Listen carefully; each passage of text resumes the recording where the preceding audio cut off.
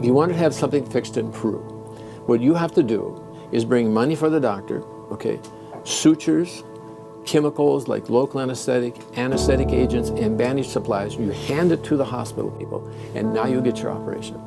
Because the hospital's out of money. They didn't have any money. They have many, many people that are poor. They live on less than $2 a day, and so they don't have the resources to get the health care, and the healthcare system is a little bit overwhelmed from the standpoint of resources.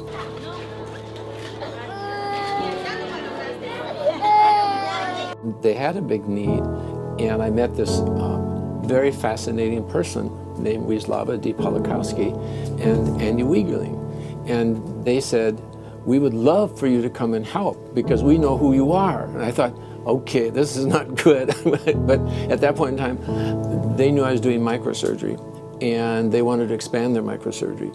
And they said, we would love for you to come back. We will set up a campaign for you to come back that specializes in nerves, because they knew I was interested in nerves.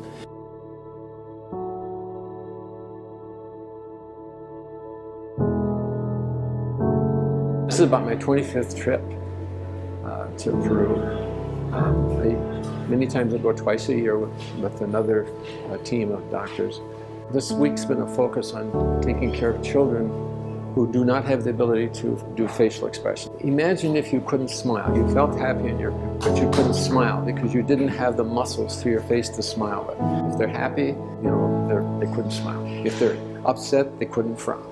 So we're giving the muscles to smile with, and we do that by robbing Peter to pay Paul. We take muscles out of the leg and we move it to the face. We hook them up with microsurgery so that the muscles can work and give them some facial expression. It's very, very elaborate surgery. It's very precise surgery.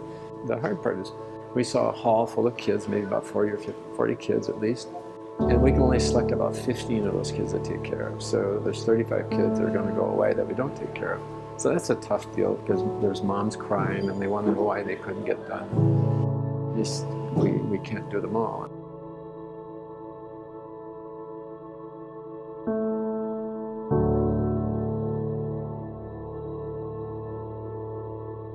When I'm operating, my world is this big that I'm looking at. But the magnification of what I see, the gloriousness of the creation I see goes way beyond that. And when I look to the microscope and I say, oh, look at the Brownian movement.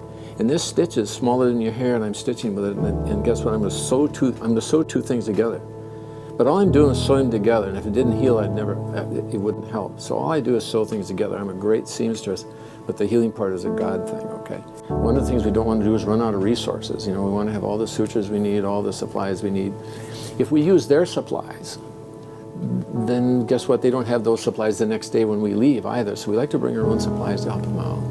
And if people could help me, they would help me fund getting supplies and getting the things we need. I love the Lord. He put me on this earth to do what I'm doing. And so that's why I love it. I'm doing what I love. I'm doing what He loves for me to do. So it just doesn't get better.